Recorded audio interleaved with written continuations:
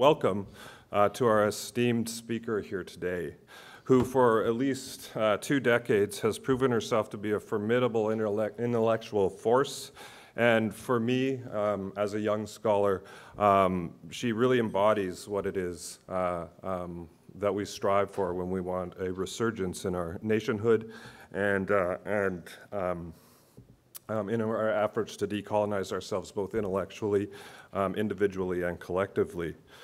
She has proven herself to be nothing short of a wrecking ball in our ongoing war of position against the forces of contemporary colonization and those critics of ours that would continue to see that play itself out in our individual and collective lives. Dr. Pam Palmater is a Mi'kmaq citizen and a member of the Eel River Bar First Nation in northern New Brunswick. She has been a practicing lawyer for 16 years and is currently an associate professor and chair of the Indigenous governance program at Ryerson University.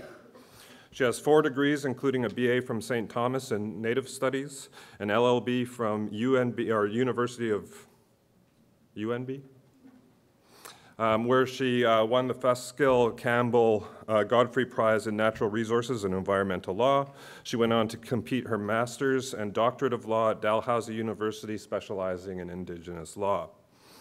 Pam has been studying and volunteering and working in First Nations and with First Nations issues for over 25 years on a wide range of social, political, and legal issues like poverty, housing, child and family services, treaty rights, education, and legislation impacting First Nations.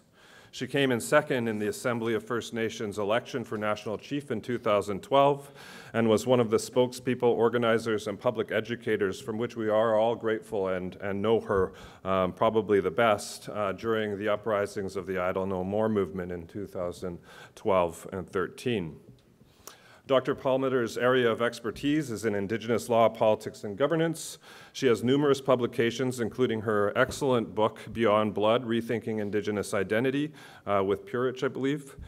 And then, of course, her book that's on sale here today, and I compel all of you to purchase a copy and get her signature on it, Indigenous Nationhood, which, as Samir had mentioned, is derived from a collection of her social media and political writings over the last years. She is a well-known speaker, presenter, and educator on Indigenous issues, both Canada and, of course, internationally. So please help me in providing Pam with a warm welcome here today.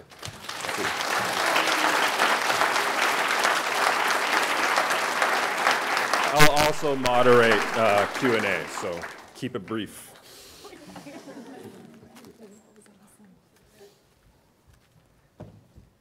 Never been called a wrecking ball. That's awesome. Kwe Nin Deluizi, Pam Palmater.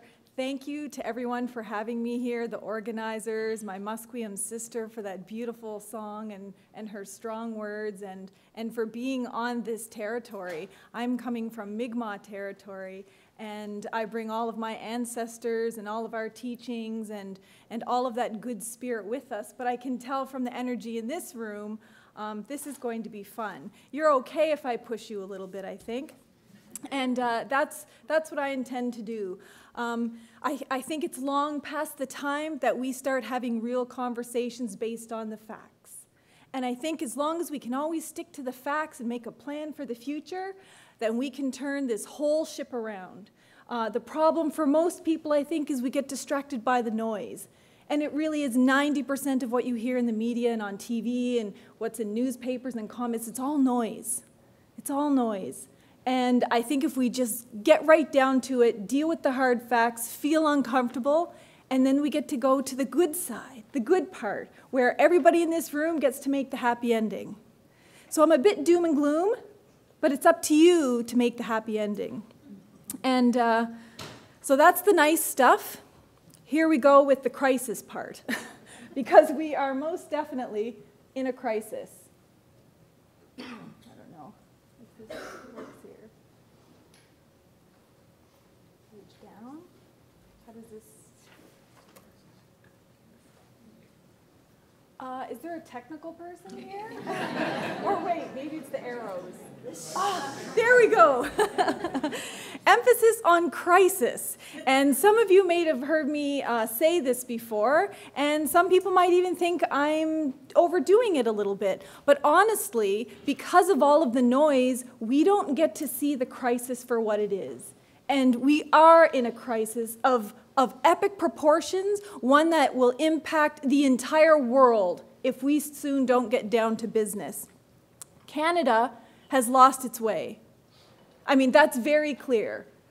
It's been losing its way slowly, but in this last decade, Canada has clearly lost its way, primarily because Canada considers itself a nation. And that's extremely problematic, because Canada isn't a nation. Canada's a territory made up of many nations. But more important than that, more important than the people debating over who's in control of what territory, Canada's an ecosystem where all of the plants and animals, insects, birds, and fish are just as dependent on us as we are of them. Imagine if every time a mining company, when they applied for a permit, the map that you look at doesn't say Alberta or Manitoba, it says, oh, Mackenzie River Valley Basin. How's this going to impact this basin and all of the humans and plants and animals that depend on it? I think the questions that we asked, the cost-benefit analysis that we did, and the answers would be a lot different than what we have here today. If we don't address this crisis, if we don't find a way to reach one another, share all of the facts, find a way to weed out the noise, and empower one another to take action in the many different ways that we can, we don't have a future. And it's as simple as that. This isn't just vote for me and I will give you favors, or, you know, if you get an education, maybe you can have this job or that job. The crisis that's facing us is life and death for everybody. And we have an obligation here as treaty partners and nation-to-nation partners to do something about it. In fact, we have legal obligations from our own traditional Indigenous laws, but also from Canadian laws. We're not supposed to be harming one another. And the government was always about the people, and by the people and for the people. And there's a few people that have seemed to have forgotten that. They've forgotten that you're supposed to actually have the consent of the governed. It's a very core concept, even in Indigenous traditions. Never comes from the top down. And if we don't do this, if we don't address the three major crises that have all come to a head into one, we're in trouble.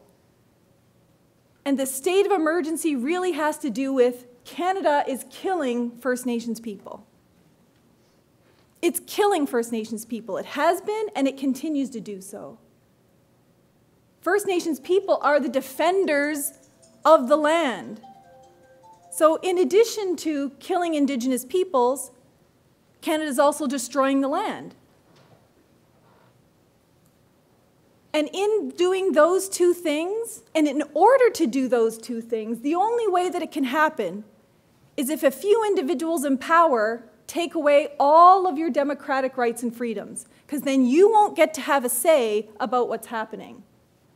So killing First Nations people, killing the environment, and then taking away your voice. That's how we've come to be where we are today. And that's what it is that we need to talk about.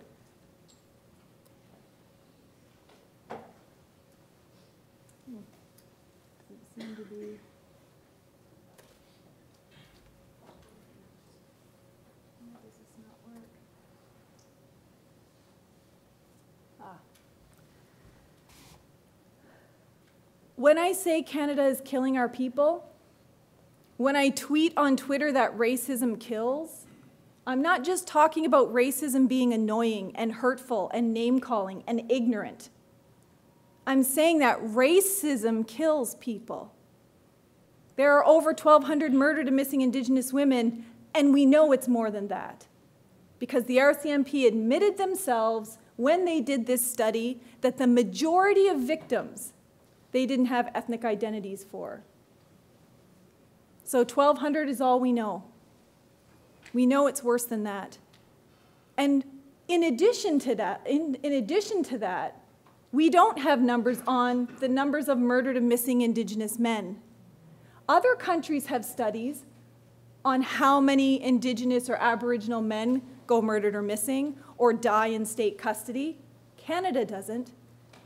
Canada doesn't take those numbers. It specifically doesn't note when Aboriginal people die in police custody. It makes it very difficult for us to even come before you and say, here's the facts, now let's do something about it. It's very convenient. It's hard to believe that in a country where crime is down, homicide rates are up, just for Indigenous women.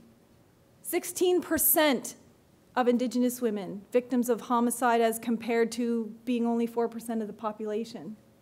That's pretty drastic. It means we have a problem. But what's worse is that everybody knows this now. The Native Women's Association of Canada brought it to the world's attention. The United Nations has, in no less than 7 reports, said, Canada, you have a problem here. You need to do an inquiry and take emergency action to stop it. Other countries like Mexico are saying, hey, Canada, what's up with you? You've been pointing fingers at us for a very long time about women that go murdered and missing. What are you doing in your territory? Deaths in state custody. It's something that's becoming an issue here in Canada. State custody meaning prisons, meaning foster care, meaning hospitals. Any place where Indigenous peoples are held against their will. This is something that we need to talk about. What about the deaths of our children in provincial foster care? It's pretty alarming. Or sitting in hospital waiting rooms like Brian Sinclair, where doctors and nurses walked by him for 2 days, where security guards refused to help him and he died of a preventable infection. That's racism that killed him. It wasn't the infection, and it wasn't a misdiagnosis. That's racism, and racism kills, and we need to talk about that. The number of deaths in provincial foster care is something we don't even have a full handle on yet. But what we do know is that 50% of all kids in foster care in the entire country, 50% are Indigenous, but only 4% of the population. And what's really disgusting is in Manitoba, 1 baby is taken away every single day. Every single day, 1 baby. 90% of all kids in care in Manitoba are Indigenous. Now, either the entire culture doesn't know how to raise babies, or we have a racism issue. And the simplest answer generally tends to be the truth. That's more damaging, more numbers than what happened in residential schools. 30,000 compared to the 11,000 in residential schools. This is why we need to change the conversation away from, why can't you just get over it, to why can't you just stop doing it? And that's what we're talking about here. This isn't a sad chapter in history. This is a horrific and scary and deadly reality for many people. And you only had to talk to anybody on the front lines, and I don't know more. And every single person I talked to was impacted by suicide, by kids in care, by losing a loved one and murdered or missing Indigenous women, and they still found the time to come out and say, Canadians, please work with us. Please stand beside us as nation-to-nation partners or treaty partners, and let's do something about this. Because as long as there's one First Nation person standing in this territory, there will always be someone to defend this territory and the people in it. We cannot risk anything happening to any more of our Indigenous peoples anywhere. But when we speak up, when we hunt and fish, when we defend ourselves, what happens? Well, we have yet another crisis overlapping on top of all of these other social crises. the number of Indigenous peoples in prisons or in state custody. Sadly, in the last decade, the number of Indigenous peoples in prisons has increased by 56%. 56%. For women, 90%. So imagine the corresponding impact on kids in care. If you have a 90% increase of moms, many of them single moms, going to prison, where do you think the kids go? And this is after the Supreme Court of Canada making a very specific plea to judges all across the country in the Gladue case, saying, we have got to stop this. We have a crisis. Stop putting Indigenous peoples in prison for things like poverty, for things like hunting and fishing, for doing things that we have treaty and Aboriginal rights to do, and for things that we have a moral thing to do, a moral right to do. In Stony Mountain in Manitoba, 65% of the inmates are Indigenous. 65%. So if you're not going to be swooped up into the murdered and missing category, or kids in care, or dying in state custody, or in prison, how many does that leave us? And how much more important is it that those of us who have managed to escape all of these atrocities now have to stand up and say something about it? Because those people in prison are just as much our brothers and sisters as our kids in care. And it's time everybody came together and said, we're going to take you home. We're bringing you home. You're on your way. It's going to take a little while, but you're on your way. We're bringing you home. Because without them, we don't have a future. And there's lots of reasons why. The amount of federal neglect that happens in our communities is palpable. I used to work for Justice Canada. One of their biggest portfolios, litigation and liability portfolios, was contaminated lands, contaminated housing, contaminated water, and lack of infrastructure. And how many successive years have gone on and they haven't dealt with it? The people in these pictures, one is from Saskatchewan, or Little Saskatchewan First Nation in Manitoba, and the bottom one's from the Navajo Nation. This isn't unique to Canada. They do the same things in the United States. They do the same things in Australia. That's why we're reaching out. 130 First Nations are under a boil water advisory at any one particular time, some of them more than 10 years. And if you don't think that this impacts you, where do you think the water flows?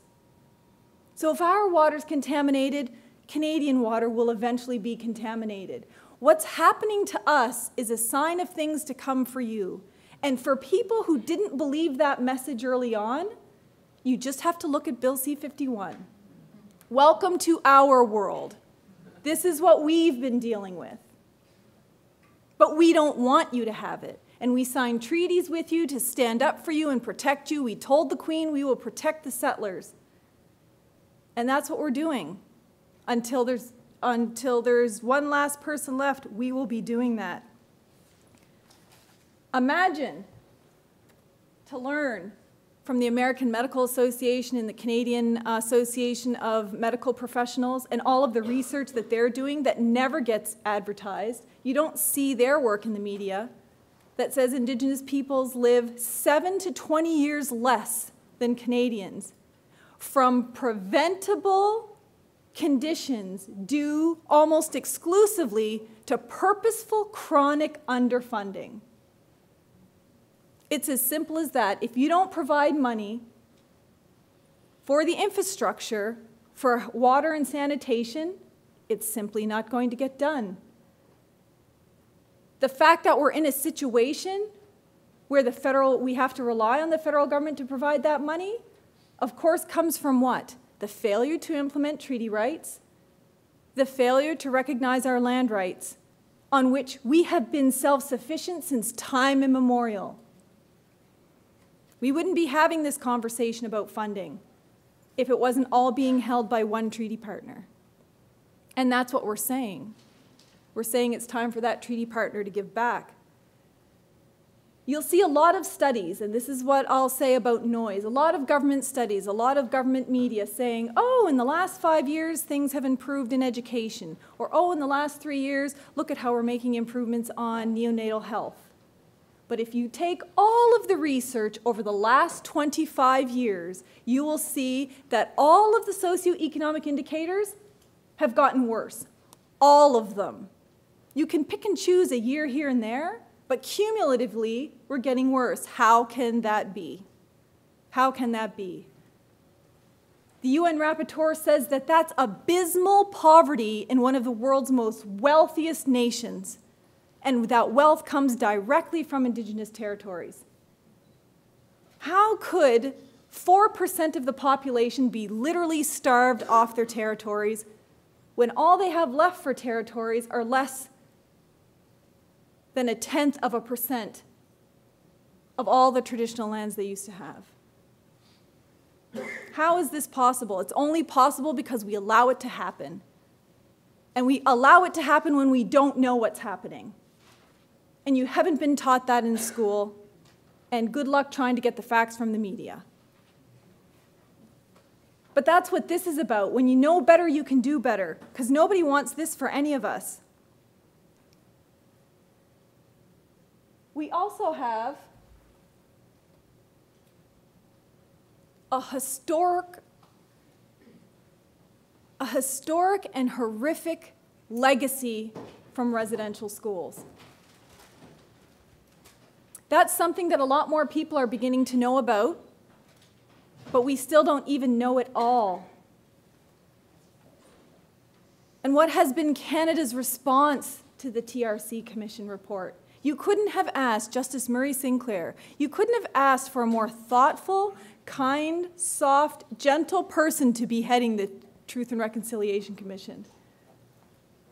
Had I been heading the Truth and Reconciliation Commission, oh my goodness, Canada would be having a heart attack right now. So be thankful. Harper should be thankful he has someone so wise and experienced trying to share this truth with Canadians as gently as possible, but it's pretty hard to feel comfortable with death rates of upwards of 40%. It's pretty hard to feel comfortable with rapes and abortions happening to little girls in schools. You just can't get comfortable around that. Unless, of course, it's history. And then we have to ask how much of it is history. Are we learning anything different in schools today than what was being taught in residential schools, in public schools? Not a lot, probably. Look at, we have more kids in care today than we did during residential schools. All we're saying is stop. All we're telling Canada, and when I say Canada, I'm not talking about Canadians. I'm talking about the few people in power who have decision-making over this. You need to give them a different directive. Racist, colonial, oppressive laws and policies are ongoing. You only have to look at the Indian Act, 1876. And still going strong, in fact. Manages, controls, and dictates our life from birth to death. You can take kids away from us, put them in foster care, residential schools, but there's another way of taking kids away from their communities, by not registering them under the Indian Act, which doesn't allow them to be band members in the majority of First Nations. That's a form of ripping families apart. They can no longer go to First Nation schools, can't participate in the same events. Notice how the target almost always seems to be Indigenous women. Think of how many Indigenous women and little girls were forcibly sterilized. There's people my age who were forcibly sterilized without their knowledge and without their consent. Little girls 12 years old walk into the doctor with a sore stomach and come out sterilized. This happened, not just 1 or 2 people, literally thousands of people. But I've never met a student in any one of my classes who knew that. who knew that. At most, they know a little bit about residential schools. This is part of the uncomfortable truth that we have to deal with, why this is okay. But here's where I get political. Because despite what we know as fact, all of this stuff happened. We have a prime minister who tells the world we have no history of colonialism or any of the problems that went along with it. The same prime minister who allegedly apologized for residential schools very quickly forgot the next year that colonialism happened. And I try very hard most times not to be political. But he leaves me no choice. He who shall not be named leaves me no choice in the matter. We have to do something about this. How can our prime minister essentially erase that apology? How can our prime minister tell the world, murdered and missing Indigenous women? Not high on my radar. What message does that send to Canadians before you've even had a chance to even meet or get to know an Indigenous person? Why do we think that there is a culture of violence against Indigenous women and girls? Our own Prime Minister simply doesn't care. When I testified before the United Nations in Geneva this year, the Human Rights Committee member for Costa Rica got to ask Canada some very pointed questions. And one of them was, when are you going to deal with your culture of rape and violence against Indigenous women and little girls? And there was no response. And that's the status quo right now. They don't feel like they have to respond on any of these issues.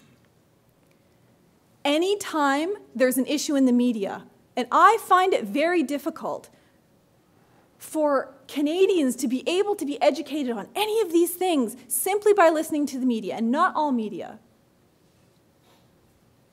But honest to goodness, every time there is a report about murdered and missing Indigenous women, about the housing crisis, about a water crisis, the very same day, what do you see in the media?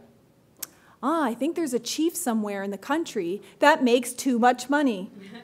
Every single time, anyone in media studies can do it. I can predict on my BlackBerry phone here, because I'm old school. RCMP report comes out on murdered and missing Indigenous women. I will be called to appear on Power and Politics to debate the Canadian Taxpayers Federation on crooked chiefs and the need for accountability. What does this have to do? And I'm just going to lay this to rest now. If every single chief in this country made $1 million, and none of them do, that would be $633 million. It takes billions to sustain our communities. The chiefs are not the cause of our poverty. Okay, so now that that's to the side, we need to have the conversation about what really is. And there is tons of unoccupied Crown territory that could easily be recognized as Indigenous title territory, Indigenous unceded lands, or treaty territory. Even those First Nations, like in Manitoba, for example, that are under the treaty land entitlement, they signed an agreement where Canada said, we didn't give you the land that we said we would under this treaty process, so now we're going to guarantee you this land and we'll add it right away. They're still going to be waiting for decades to have that land added. And why is that? Because the longer they wait, the more they can take the minerals out of the ground and cut the trees and take all the fish and drain the lakes and install tailings ponds. But then they also have this really quirky program policy rule that says we don't add contaminated lands. You will have to remediate those lands before you get to add them to reserve.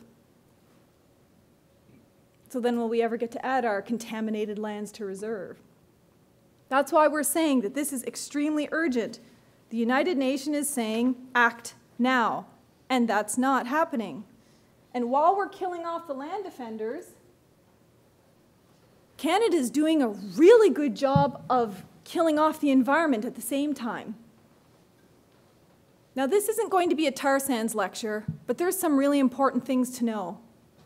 If Alberta was a country, it would be the #1 country in the world for the highest per capita greenhouse gas emissions. The highest. That's not something anyone should be proud of. Poor Albertans. But worse yet, the First Nations that live there. It's the fastest growing source of Canada's greenhouse gas emissions. The fastest growing, so as in expanding, not being managed.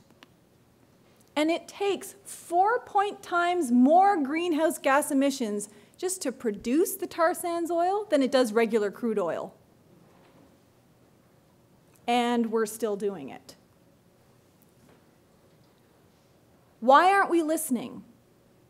We're certainly not listening to the plants and animals. We're not listening to Indigenous peoples who are saying, you know what, just slow down and wait a minute. Let's just see if there's another way that you can get what you want and we can protect the land at the same time. We're not even listening to the scientists. Even scientists that would be recognized by a Canadian government. The scientists who just recently said that if we are, as human beings, to avoid catastrophic climate change, we have to leave 99% of that oil in the tar sands.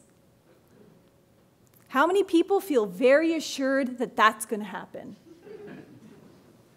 No, that's very scary to have someone say, hey, eat this, it's arsenic, you'll die, and you eat the arsenic. It's counterintuitive, even for human beings.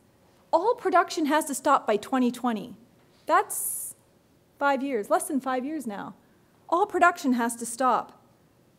If not, then the temperature increase, if the temperature increases by 2 degrees Celsius, that's all it takes for catastrophic climate change. But let's just say we leave the tar sands out of this for a minute, and we just talk about how we transport these hazardous substances around. Because we don't even do that right. Does anyone remember Lake Megantic? Does anyone remember the numbers? 6 million liters of oil into the lakes, rivers, farmlands, the city, every single water treatment plant that little city had. They're still suffering ongoing effects from that. And that's just the transportation of the substance. And we don't seem to learn our lesson. We keep thinking, we hear Keystone XL or Energy East saying, don't worry, we won't have any spills. We have top-notch technology. The problem is, you can have the best technology in the world, but if you don't do your work, if you don't do your maintenance, if you don't heed the warnings, if you're just simply neglectful because it's cheaper, then we will keep having these problems.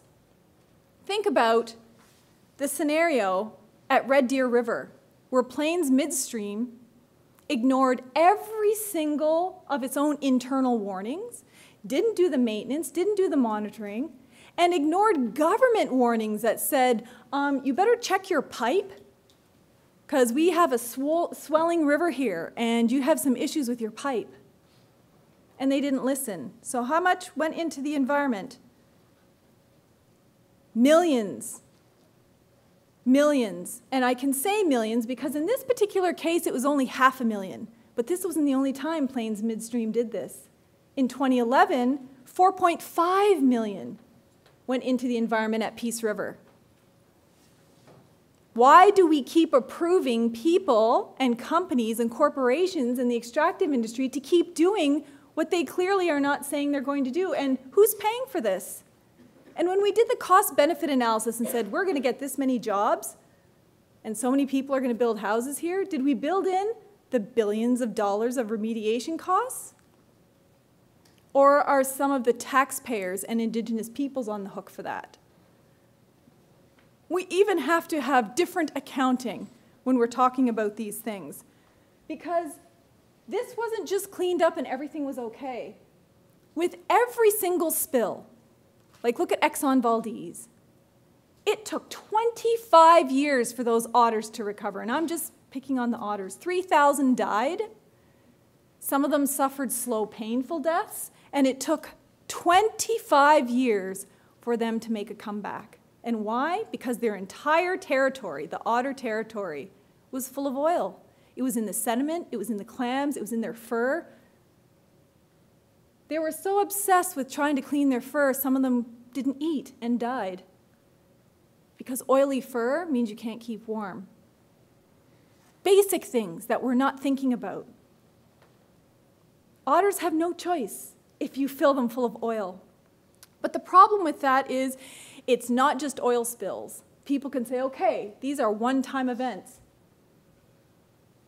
This bird isn't from an oil spill. This bird is from a tailings pond. One of many that exist in Canada. One of thousands of birds that land in tailings ponds and die. Thousands, in fact. Just around the tar sands alone, there's been an 80% decline in the bird species population. And the wood caribou, 50% decline. So when they say that the impacts are local impacts just to the tar sand area, that's a lie. Their own studies have confirmed that. And here's what's gross. So think about how much time we have. The tailings ponds grow by 1.8 billion liters a day. That was yesterday, and the day before, and the day before, and the day before. And by the time you wake up tomorrow and think about this, another 1.8 billion liters. That's scary. And it really goes to show you how much time or how much time we don't have to sit around and think about it for a little while. Some of it, you can't remediate. In many areas, they just cover over the tailings ponds. Surely we can do better than that. But they say, well, the downstream is safe. Don't worry, it's safe. Well, I think you could find some Indigenous peoples there to say we're not really into deformed fish. And Suncor did their own study. So you have to really like it when industry or government do their own studies and prove all of these facts themselves. Suncor did their own study and said that the moose meat First Nations people were eating was infected with 453 times the amount of acceptable arsenic levels. 453 times, and that's what our Indigenous brothers and sisters were eating. Government didn't like that and said, well, hey, let's do a new study. And so they said it's only 20 times the acceptable level. Well, you know, here we're talking about noise again. I don't care if it's 20 times or 100 times or 400 times. Beyond the acceptable level. None of it's acceptable. But we get distracted in, oh, see, you know, they're wrong. This is all just politics. This is trying to kill jobs. No, it's not. At the end of the day, we still have the same core facts. But we scoff at the scientists, and we scoff at these reports because they're in and out in the media. And most of the time, we just get little snippets, little headlines. We don't actually pick out the report and read it itself. Some of them are very scientific and full of jargon, and even I don't understand them. I have to have my science friends interpret it for me. So how are we as Canadians supposed to take all of this information and put it in one place? Because it's all related. I'm not giving 3 separate lectures on First Nations / and then the environment / and then our rights. All of this stuff is so intricately connected that you can't have one without the other. And the more we know that, the more we'll be able to make those changes. So forget about the scientists. Forget about what they have to say. What if we start listening just to the animals and the fish and the insects about what they're saying? And 12 orcas got caught in frozen seas with a little tiny breathing hole in a way that the Inuit said they have never seen. Orcas just don't ever get caught like that. They're a highly intelligent being. And why? Well, when they looked into it, they said because of climate change, they have to go so far into northern Arctic waters just to find food that they're beyond their territory and what they're familiar with. And then they got trapped there. Thank goodness these ones escaped eventually, but it was a pretty pathetic sight to watch the video of each of them taking turns in a little tiny breathing hole, knowing that if they don't get out of that, that's the end for them, 12 of them. But it's not just them. The Inuit have been saying this for a long time. What are the polar bears telling us? Well, we know the ice is receding. Look at the little tiny ice floes they have to hunt from now. The most recent science on polar bears says that if the ice breaks up 1 month early, and it may well next year, 73% of all polar bear pregnancies will fail. And that's in addition to the rising number of starving and drowning polar bears. Imagine polar bears drowning. Again, the Inuit are saying, we've never seen this in any of our lifetimes, polar bears just drowning, because there's not enough ice. But here's where the noise kicks in. Some scientists are saying, well, we have enough polar bears, we don't need to put them on an endangered list. You know, we're going to argue over how many numbers before they get to be protected. I think the endangered list is ridiculous. Every single one of the beings in our ecosystem need to be protected. At this point, how many of them are really safe? And some people would say, you know, they're all safe. This one probably scares me the most because I'm coastal. My nation is coastal. It's all of the Maritimes, the Mi'kmaq Nation. I have grown up on fish. The most recent science says if we continue at our current rate of overfishing and we don't change it, all the seafood that's currently fished for food will all be depleted in 35 years. And that report came out last year. So now it's 34 years. And that's pretty scary to me. Because we as humans, we could, in theory, give up eating fish if there's no more fish. But that's only if we're thinking about it from a human being and not an ecosystem scenario. What about the health of the ocean? What about the lack of biodiversity? What about the entire food chain that relies on all of these fish and little fish and even tinier fish? This is urgent. But you're lucky if you hear that in the media for one night, makes all the news, and then it's gone. And we don't hear about the polar bears until 3 months later. And it's making it really hard for us to pull all of this together and say, no, no, no, the crisis is far bigger than we're presenting it to be. And the overfishing is just part of the issue. That doesn't include how many fish will die from the pollutants or climate change. So then, you know, we have probably less than 34 years. And here's where more noise kicks in. There's a current debate amongst lawyers, accountants, and scientists, if you can imagine, no offense to myself, over how many species we're losing every year. Current science says it's around 10,000 species a year. Some lawyers beg to differ and say it's only 5,000. One, I have to question their credentials. And two, only 5,000?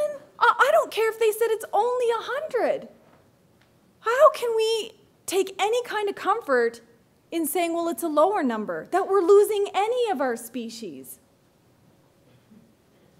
One thing science does agree on is they have said that the extinction rate is far beyond natural, that it's 10,000 times the natural extinction rate, and it's 100% man-made cause. I don't think most people would take issue with that. There are some people who still think the world is flat. But in fact, all of these plants and animals, all of these fish are trying to give us a message. Even the insects are saying, you can't live without us even if you want to. I'd love to live without spiders. They creep me out. Or stingy things. But here's a real problem. And the numbers are really frightening. Last year, there was a 40% death rate in bee colonies in the United States. And everyone was like, oh, well, that's the US. Yeah, it was 30% in Canada. And maybe you don't like bees. 100 of the food crops that we rely on to provide 90% of our food, 71 of those are bee pollinated. Imagine what your grocery store would look like, or even your traditional foods, without these bees, and if we can't find a way to bring them back. Even things like alfalfa hay that's fed to cows, it's pollinated by bees.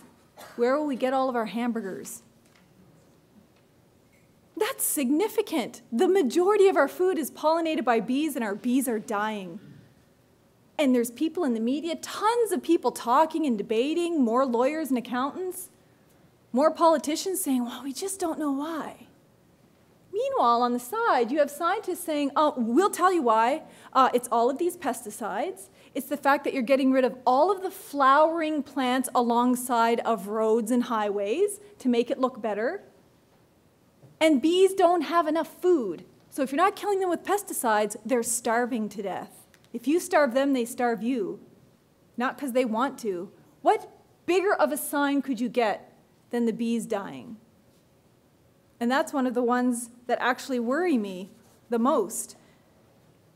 And the thing is that we don't have to be doing all the things that we're doing. Sometimes we're led to believe, well, we have to cut down trees to build our homes. Okay, I'll give you that one, but we don't have to clear cut the trees to save a little bit of money, because here's the really irrational thing about it. We have the tar sands and other activities like that contributing greenhouse gases. But the earth lungs, which just happen to be the trees, absorb greenhouse gases. So why don't we just increase greenhouse gases and kill our lungs at the same time? And then aside from that, I'm very offended as an Indigenous person that a company would do this to one of our grandfather mountains, which sustains so much life, which have their own spirits within them, when you don't have to. And here, here's what really upsets me. I went through school and I learned about a little bit about environmental stuff and geology and geography and all of these things, and I was told in the old days they used to clear cut. And we learned that that wasn't environmentally sound, and we don't do those practices anymore. We have what's called responsible forestry management practices. Well, here's the counterfact. 90% of all logging done in Canada's boreal forest, 90% is still done by way of clear cutting. 90%. So who's doing this forestry management stuff? And how is anyone here supposed to know about it? Because here's the thing that gets me. I wish I could just look at Canadians and say it's all your fault. But when they clear cut like this, so that you can drive along any highway in this country and see nothing but beautiful trees, there's nothing alarming in that. Unless you walk 2 trees deep into the forest and you see there's vast expanses of nothingness, just deadness all around. People who have nothing to hide, hide nothing. So if you have to hide this, someone knows this isn't right. And there are hundreds of photos like this all over the country where we have very beautiful highways, great for driving in tourists, horrible for the environment, horrible for lots of reasons, not just because you're killing the trees and the earth's lungs. All of that sediment goes into lakes and rivers and streams and kills fish, destroys habitats for no reason. There's 62 different ways to log? Do we have to pick the clear cutting? And that's your choice. You have to tell your governments, no, that's not cool. There's another way to do it. And there is, and science will back you up. The UN has been calling the situation with water in the world a crisis for over a decade. A crisis. And how many times do we hear about this in this country? Not a lot. So NASA said, well, you know what we're going to do? We're going to do some very sophisticated investigative techniques, and we're going to monitor 37 of the world's largest underground aquifers that supply the majority of the world's population with fresh drinking water. 21 of those 37 have already gone past their tipping point. That means it's not being replenished at the same rate that it's being used. They're already past their tipping point. We can't do anything about that 21. Wow, we better protect the rest and stop polluting the surface water. These are pretty incredible things. And then imagine if you can sell 1 million liters of water to Nestle for $1. Really, when First Nations don't have clean water to drink, we can do that in Canada. These are all decisions we don't have to accept. It's like someone's not listening to any of the signs. It's like he doesn't understand what's going on. Because the response hasn't been, oh my goodness, we better do something about this. The response hasn't been, let's join with First Nations who are trying to defend the lands and waters from like hydrofracking and tar sands and Keystone Pipeline and all of these things. No. What has the response been?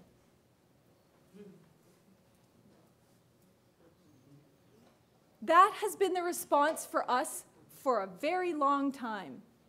And coming from the Mi'kmaq Nation, we've had many of these relationships.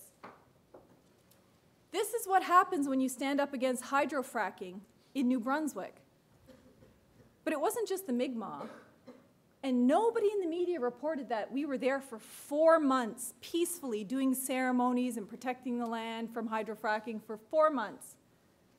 They waited until the RCMP SWAT team came in and a bunch of cars started burning. Because, wow, that'll scare everybody here. You don't want to join with First Nations people. But boy, they miscalculated the scenario. Because here's a success story. New Brunswickers had the same concerns about hydrofracking and polluting your drinking water. They stood beside the Mi'kmaq people, even when the SWAT teams were there, even when snipers were pointed on people. And the government said, there, we showed them. We made a whole bunch of arrests. We showed them. And then what did New Brunswickers do? They voted out that government. And the #1 issue was their failure to take New Brunswickers' concerns about hydrofracking into account. They have the power to do it. You have the power to do it. And that's what I'm saying. It's not as difficult. It's not as overwhelming as it seems. We can do this. Right now, there's a very bad image of Indigenous peoples, that we're violent and that we're militant and you know, we wear camo and we're very dangerous. I purposely wear camo. The day the military walked into Mohawk territory and the Canadian military turned on Indigenous peoples, I said, I'm going to wear camo all the time and say, you don't intimidate me. But I buy it from Le Chateau to make a point. Because how dangerous is Le Chateau? So for all the times that they called me the top 5 to fear, militant and radical, camo wearing, nut bar, really, there's a lot of people wearing camo right now. But it makes a point. It's very scary and intimidating for the military to treat us like this when time after time after time, what are we armed with? Our drums, our medicine, our women, our children, our elders. There is an injunction out against me right now by Hudbay Mining Corporation because I cooked fish in Cree territory with the Cree. They testified in court that that was intimidating. They were scared for their lives. And it could have caused someone's life to be harmed. They even had the RCMP make this testimony. So now I have an injunction. I'm not allowed to go to that part of Cree territory and cook fish anymore. But here's the thing. I'm not just saying, here's what's happening to Indigenous peoples. This has always been happening to us. There were scalping laws on Mi'kmaq people since the day of contact. What I'm saying is it's coming to you, and it already has. Look at the G20 summit in Toronto, a big, wealthy, fancy city. And look at how many people were beaten and violated against their will. Disabled people, elderly people, people who were just walking around downtown, who had nothing to do with this. They were herded like cattle, and they're still trying to address these issues. That's when I say, welcome to our world. It's not just a First Nation issue anymore. If we let this continue, this is your world too. What about the student protests in Quebec? Honestly, student protests, how dangerous. Not a single one of them was armed.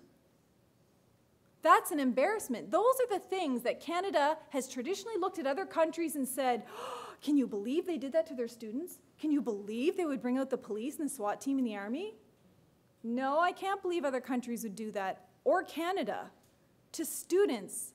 Honestly, we're trying to raise our students to be active. In the 70s, that used to be cool.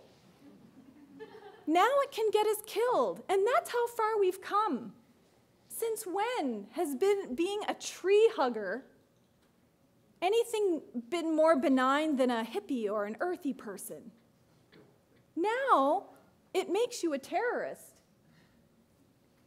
This is what you're facing if you say, hey, I don't like what's happening at my university. Really?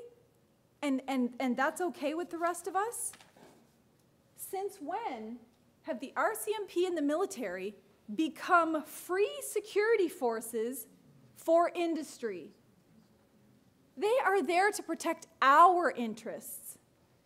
When we were cooking fish in Cree territory, we called the RCMP and said, listen, we're going to be going and cooking fish in Cree territory. We've heard that Hudbay gang rapes Indigenous women in Guatemala and kills their leaders. We've heard that they do the same thing in Peru. We're a little nervous about what might happen by Hudbay. Can you come and protect us? And the RCMP came, and they had fish with us. Some of them wore I don't know more stickers. We got pictures taken together until we showed up in court, and the police said, yes, they were being intimidating, they were frightening, they were being militant, they should be locked up, or at least get an injunction on them. And the world is distorted that way. So what's our response to this? And here's where I'm getting into the demolishment of Canadian rights, liberties, and freedoms. Because the only way to address radicals like David Suzuki are to really just take the environment out of the conversation, take Indigenous peoples out of the conversation. And one of the worst environmental disasters to ever happen to this country is he who shall not be named, who literally destroyed the Kyoto Accord. The only country that said, you know what, we're not going to reduce our emissions, and that's going to cost us about $14 billion in penalties, which we agreed to pay if we didn't reduce our emissions, so we're just going to get out of this. I don't remember him talking to any Canadian. I don't remember him doing any consultations or talking to Canadians or First Nations people about whether we would want that to happen. So we have had a decade-long disaster. But then it gets worse, because then he gets reelected. And now we have a giant bunch of omnibus bills like Bill C-38, which literally gutted the Canadian Environmental Assessment Act, all of the Canadian environmental assessment processes. Now it's up to them to decide which projects have to do an assessment. And if they don't like the assessment, Cabinet can overrule it. Very little public consultation, and stupid things like we're going to increase the amount of permits a company can get to dump human waste into the oceans. It used to be only 1 year. Now you can just keep getting renewable permits. For what purpose? But it wasn't just that bill. No, because we had to have Bill C-45. Because Bill C-45 said, yeah, the 2 million lakes and 8,500 rivers that we have here in this country, no more protection. It's now a free-for-all. And transportation won't be regulated on any of those lakes and rivers either, except for 1%. But here's the thing, the province doesn't have jurisdiction over transportation. So now we have this legislative void. The way I see it, Indigenous people should move in, occupy that field and say, if you can't do your job, we're going to do that job. Because the job you're doing sucks right now anyway. But in a way, I kind of have to thank him for Bill C-45, because eventually that bill will be trashed. It's already in the courts. I already won a lower court case for not consulting with Indigenous peoples. I think someday we'll be able to trash it. But here's why I celebrate it. Because it brought us all together. Finally, we were able to talk to one another, share with one another, stand beside one another and say, you know what, this fight isn't between us. It never was. It was behind those colonial few people in power in government, people making really stupid political decisions. But the people on the ground, it was never between us, and organically sprung up. Tens of thousands of Canadians and First Nations peoples literally danced in the street and said, you can't do this anymore. That's wonderful. But it was also predicted. I don't know if anyone knows Tom Flanagan. He wrote a security report for Harper that said the worst, and I quote, nightmare scenario that could possibly happen in this country would be if First Nations people got together with environmentalists. And look at what happened with Idle No More. Not only did First Nations people and environmentalists get together, so did teachers and professors and unions and single moms and single dads and church groups all over the country said, wow, this is not good on a whole bunch of reasons. And we agreed to set aside our differences. You don't have to agree with Aboriginal and treaty rights. You don't have to, and I don't have to agree with all the ways in which Canada is structured. That's not the fight that we're having. The fight that we're having right now is to protect our lives, our environment, and our freedoms. And we can go back to fighting later. But we have a current issue before us. And so Tom Flanagan was wrong. Not only was he wrong because it would be a nightmare scenario, he was wrong because he said violence would ensue. Violence of epic proportions. And in fact, Harper adjusted his throne speech to address this apocalyptic nightmare that was supposed to be coming. His throne speech was all about, we will not let economic terrorism happen in this country. We're going to give more money to the police and infrastructure to protect those resources, and we will extract them. That was the very clear indication about Bill C-51 to come. Because this nightmare turned out to be the most beautiful thing that ever happened in this country. So how do you stop that? The only way you can stop it is to enact something called Bill C-51 and create a new national security law where a threat to sovereignty, a threat to economic situation, a threat to infrastructure, a threat to diplomatic relations. All of these things are now terrorist activities. They have legalized what they've been doing illegally for many decades. They have the right to monitor, surveil you in any way they want to, put you in jail, detain you, and treat you as a terrorist. If you interfere with economic or financial conditions in Canada, well, every time we had a protest in Hud Bay, their stocks prices went down. Pre-51, that was awesome. Post-51, that's potential terrorist activity. And that's not cool. If you do an analysis of Bill C-51, which was another omnibus bill, every single right that's contained in the charter is impacted. It's pretty scary, and people think, well, I'm not going to protest, it doesn't impact me. You don't have to protest. You can have a private conversation with your neighbor about how Canada shouldn't be selling resources to China. And that's terrorist activity. You can look up on your internet information about what's happening with ISIS, and now they're allowed to monitor your computer. You don't have to be in the streets to be impacted now. They're even targeting bird watchers. Imagine targeting bird watchers. The only bird watchers I know are very elderly, wonderful people. I almost want to go outfit them all in camo and say, now it's justified. So what did Bill C-51 do? It turned people like one of my heroes, David Suzuki, into a terrorist, alongside of First Nations who have long been painted as terrorists.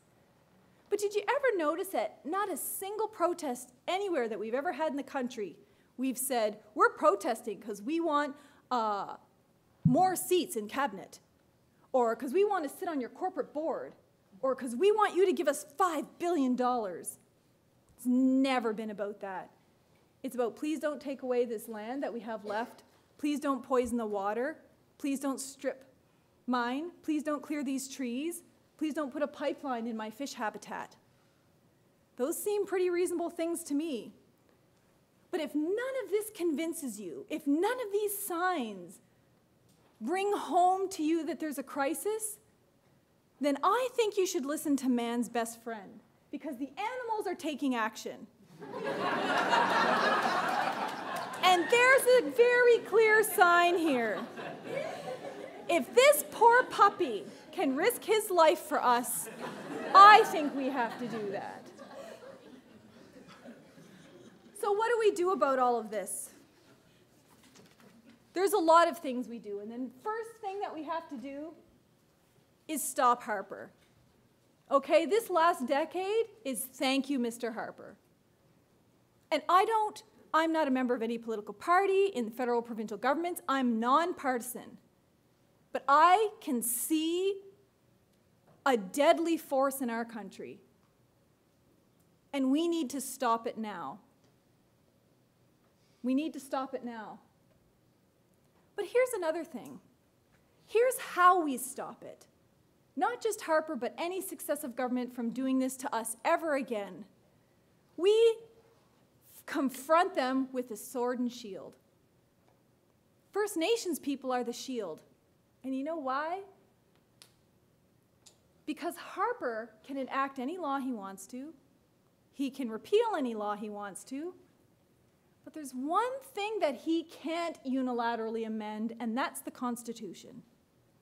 And right now, there's something in the Constitution called Section 35.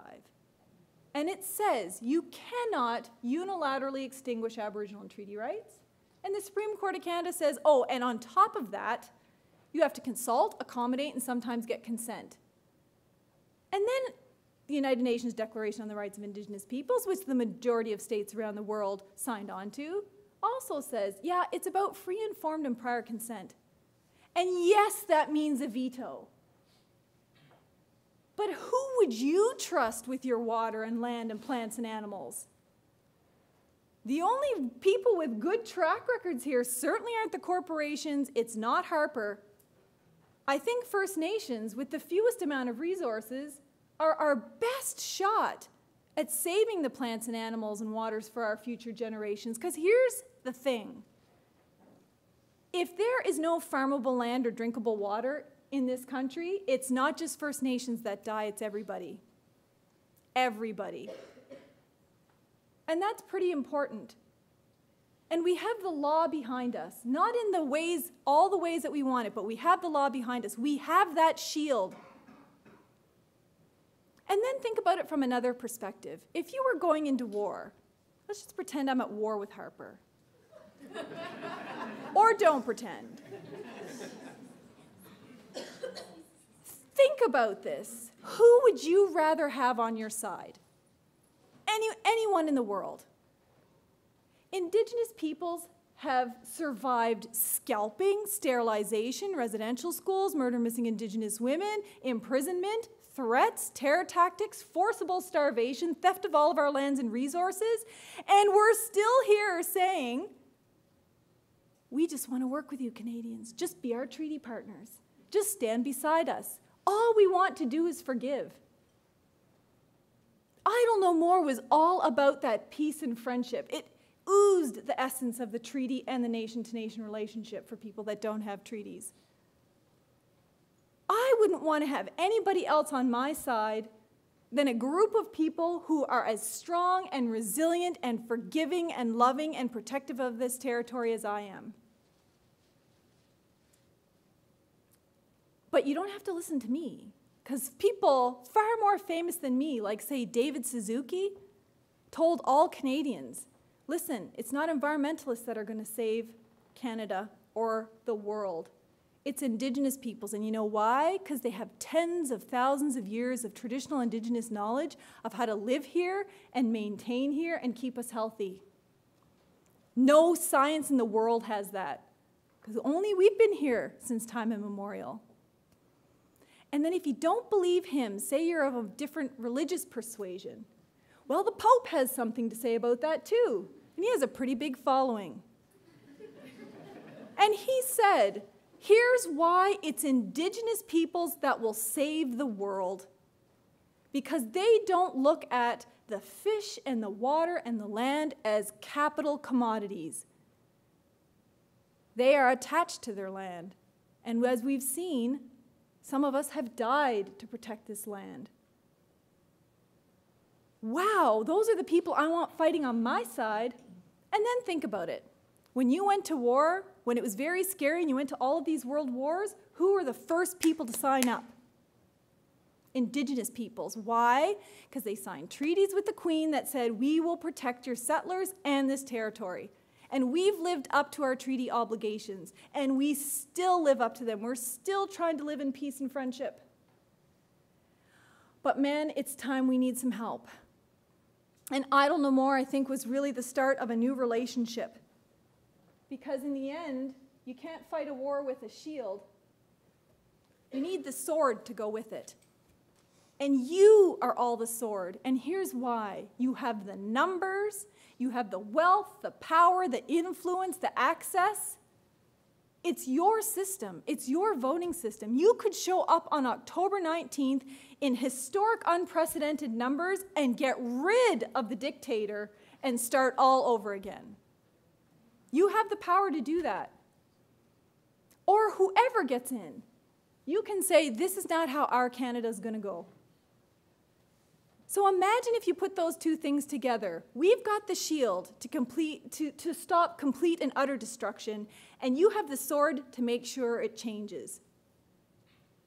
We can't be stopped.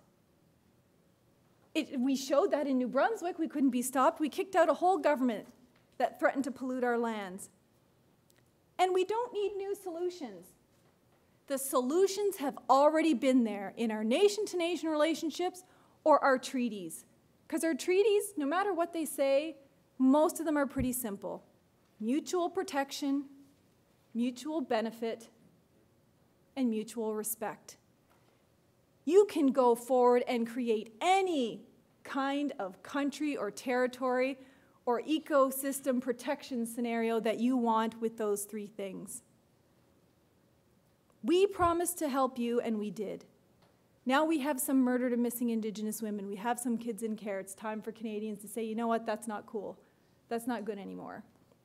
And if none of that convinces you, I think you'll be hard-pressed to say no to this. If you don't do it for you, or do it for me, or do it for your mother, or your boyfriend, or your wife, do it for our kids. Some of the kids that you haven't even had yet, if our fish are gone in 35 years. For us, it's 7 generations down the road. Oh my goodness, if I can't take care of this generation coming up, there won't be a 7th generation. And I have an obligation. I'm not acting as a Mi'kmaq person. I'm not acting as a good treaty partner if I don't continually fight to defend our futures.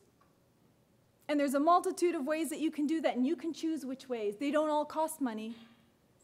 I'm just asking that you now take this, go out, educate, and empower other people, and do something.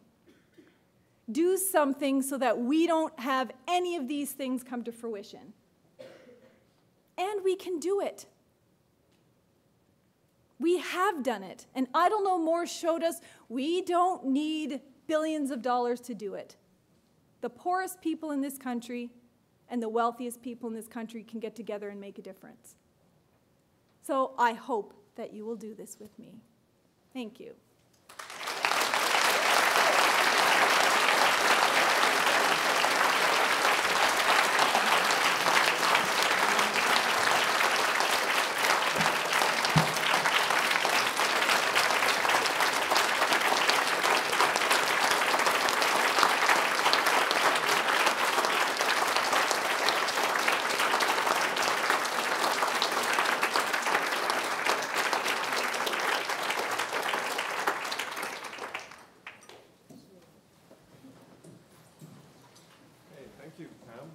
So we'll take a few questions. We've got about 15 minutes, so I'll moderate. Just please try and keep your questions on point so we can get more people up and have the opportunity to chat.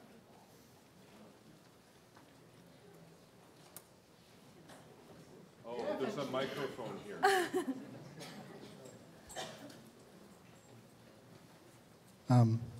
The AFN chief, Terry Bellegarde, initially said he would not vote in the federal election. Now he's changed his mind. I think I've also heard you say that you don't vote in federal or provincial elections, if that's correct. Have you changed your mind? No, I don't flip-flop. But here's the other thing. Really, that's just a distraction. It doesn't matter if I vote, doesn't matter if Perry votes. All that matters is that every single Canadian votes. We can't get distracted by the debates. That's what they want. I mean, look at through this whole pre-election period so far, what has anyone talked about? Are Indigenous peoples going to vote or not? We should be talking about all of these crises instead of getting weighed down into politics. So I don't vote because for me, I want to put all my energy into educating and encouraging and in partnering. That's where I think my voice can be best exercised.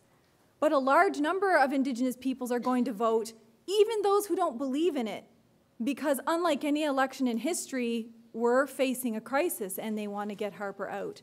But that debate is really secondary to what we need to do to go forward.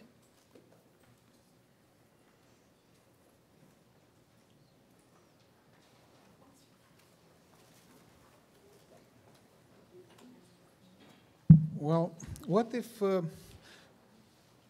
this thing is not about Harper only? What if it's about anyone who comes in his place? What if the corporations are those who are leading to this genocide? What will we wait another 4 years to say stop Mulcair or stop Trudeau? Is there a political solution to this? Or should we stop the corporations? Should we stop the puppeteers or the puppets? That's a really good point, because here's the thing. The genocide of Indigenous peoples and the colonization and oppression has been going on for decades. Every government, Liberal, NDP, and Conservative, have had a hand in it. I will be the first to admit that. Look at Trudeau, and he wanted his white paper, and the NDP government currently serving in Manitoba, which has the worst murder to missing rates and child and family services rates. But what we do have that's very unique is a prime minister that doesn't follow the law, doesn't follow democratic processes, and there is no relationship right now with First Nations. He doesn't talk to them, not even Perry Bellegarde. There is no talking, no negotiating. So we no longer have a government that doesn't talk to its citizens or First Nations. We need to get rid of the non-government, put a government back in there, and start over. And so help me, if they don't do it, then I'll be even worse that time around, because everybody's making lots of election promises. But here's the thing about politicians. Don't just settle for, I'm going to improve nation-to-nation relationships. I'm going to, talk about treaties. No, I want specifics. Are you going to repeal Bill C-51? Are you going to repeal C-45? Are you going to have a national inquiry? Are you going to do all these things? And when? And how long? And for what purpose? Be specific. But it's not just voting that's going to do this. We have to use the courts, we have to use action on the ground, we have to use the United Nations, we have to use every venue open to us. Because my greatest fear is, let's just say we vote out Harper and everyone goes, oh, okay, everything's good now.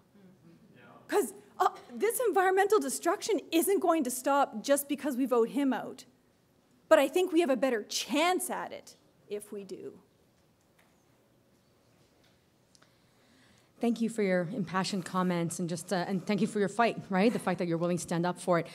It's a question similar in vein, but I'm thinking internationally. What about international actors that are now pushing the political hand? That now our political actors are the puppets. Because now it's literally corporations that are suing, nations and saying, oh, no, you can't change your environmental laws. So, and I know there's a lot of like worldwide indigeneity fighting for this. So how do we add to that kind of fight on an international scale where we ourselves are losing our democracies and our sovereignty? Like funny enough, those who are not Indigenous are now going through the exact same process that Indigenous people did. Anything anybody can do to help at any level actually helps. On the international level, Indigenous peoples and non-Indigenous peoples are working at multiple forums. I was in Geneva working primarily on these trans-country type or multiple country type corporations who just go in and mine and pillage, and we were fighting Canada along the way. So I think all we need to do is turn the tables. Right now, Canada monitors everything we do and tries to counter everything we do.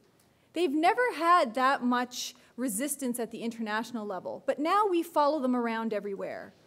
And every time they testify and say, oh, no, our Canadian mining companies follow the law, we can say, actually, no, you don't. And here's all the reasons in which you don't. So the more we inform the United Nations, the better. Because with or without Canada, the member states can change the law. And we have the majority of the member states on side. And just 4 countries don't control it. As much as they'd like to think they do, times are changing all over the world. And we can do it. We just need help from people with all different skills. Some people are great at social media, but some people are researchers. Some people are international lawyers. Anybody who wants to help in that capacity. And you have the numbers. That's the thing. There's only so many of us. Canadians have the numbers. We can do it. Thank you. I'm a brand new Canadian and trying to understand the lay of the land here. So I've been reading, and one of the things I read recently is this government published a position paper on the renegotiation of treaties. And it's a really, really interesting document. The preamble is lovely.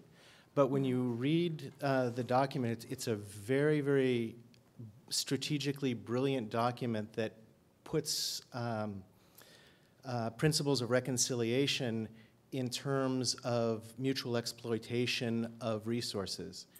As a lawyer, how can untreated First Nations who have nation-to-nation negotiating status, how can they even begin to negotiate in the context of the new framework for treaty negotiation when the two systems, the two worldviews are speaking past each other so thoroughly? They don't have to negotiate under Canada's process. And probably one of the most important things Indigenous people can do is actually not participate in processes that are harmful to them. We don't have to take what's given to us. Harper's not going to be the last prime minister. We don't have to settle all of this right now. This whole situation took 500 years to create. Maybe we have to wait another decade before we start talking. Maybe we have to wait for a government that's willing to start talking, or we just do it. The Royal Commission on Aboriginal People said we don't need Canada's okay to just do it. And the Mohawks are a fine example of just doing it in many scenarios. And I think they have a lot to teach us about sovereignty and jurisdiction and what that means. I will say, having worked for Justice Canada, there's a code in everything that the government writes. And they can trick you into making it sound really good. But it doesn't say what you think it says. So when they say, we will guarantee the protections, that's not guaranteeing the rights. That's guaranteeing the wording that allegedly protects the rights and things like that. You need a fine-tooth comb to go through anything that they write, but we do it. And that's what we try to do. That's what I tried to do in my book. Every time they put a law out that said, hey, here's the Safe Drinking Water Act. Oh, it has nothing to do with safe drinking water. It's about transferring all of the legal liability to First Nations so that they can't get sued. But we need to look through all of these laws and policies and decode it. Because to average Canadians, it would look like, this is great. Gender Equity Act, Safe Drinking Water Act, Family Homes on Reserve Act, these things sound wonderful. And they're not, they're garbage, they're Trojan horses, in my legal opinion.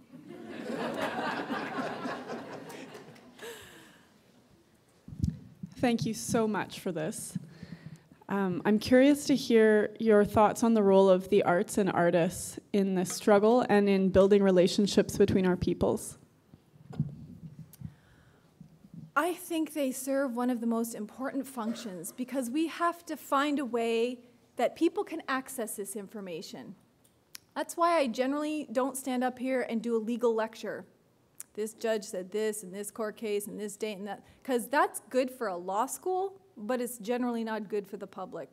It's why I try to avoid legalese and jargon and all of those things, but artists have a way of showing people what's happening without words in a way that's impactful.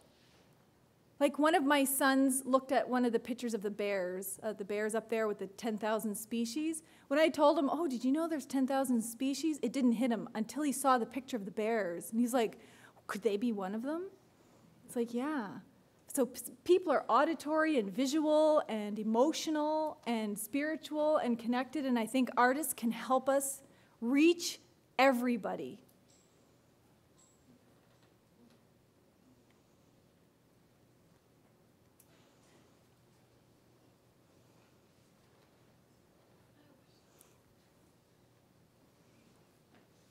Hello, I'm from Alberta. I'm First Nations from Northern Alberta.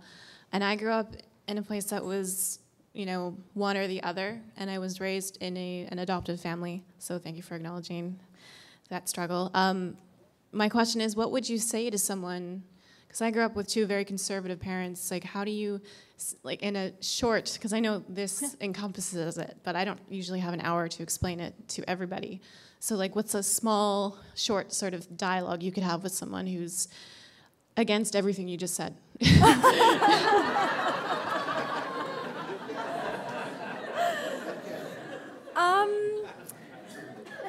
I do it one fact at a time. So each conversation starts with something like, hey, why don't you people just get over it? Oh, I'm glad you mentioned that. You know how residential schools, and they took 11,000, well now it's 30,000, so that's hard to get over. Or the other conversation in a coffee shop, hey, are you Pam Palmater? Are you the one that stands up for all those crooked chiefs? Oh, sorry, why do you think they're crooked? Well, they all make millions of dollars. Well, let's have a conversation. Municipal librarians make six-figure salaries and they manage books. The average chief and counselor makes less than $36,000, less than the average Canadian, and they manage people's lives. When you start talking facts, you can win any debate, but you can also enlighten people. Because not all the students that sign up in my class sign up because they think, hey, this is cool, I'm going to find out what she has to learn. Some people are in combat mode. I'm Tom Flanagan's cousin, and we're going to head this on. And facts win out by the end of the year. The vast majority of people can't argue with the facts. And I leave all the political stuff out of it. It's not about liberal or this or that or whatever. It's literally about the facts and what do we do about it, and shouldn't we care as human beings? But good on you for long road for some. And here's the other thing. Don't get discouraged, because you don't need everyone to join the revolution. No revolution in history had the entire population. In fact, they had a very small part of the population. But there's this magical thing about people doing magical things. After a while, other people want to follow. And so you just do your thing and don't worry and just ignore the negative. Imagine I'm on social media, how much negative I would get. Block, block, block, block, block, block, block. And I never pass it forward. So every time Ezra Levant says, oh, that militant nutbar, why would I pass that forward? Why hurt other people? Focus on the positive, get our messages out, and just eliminate all the noise. Because not everyone's going to agree, and that's okay. Well, thank you, Pam. Pam has been kindly agreed to spend some time at the back table, so if you want to introduce or if you have any further questions, she'll 15 minutes, I think, of signing books and just kind of meeting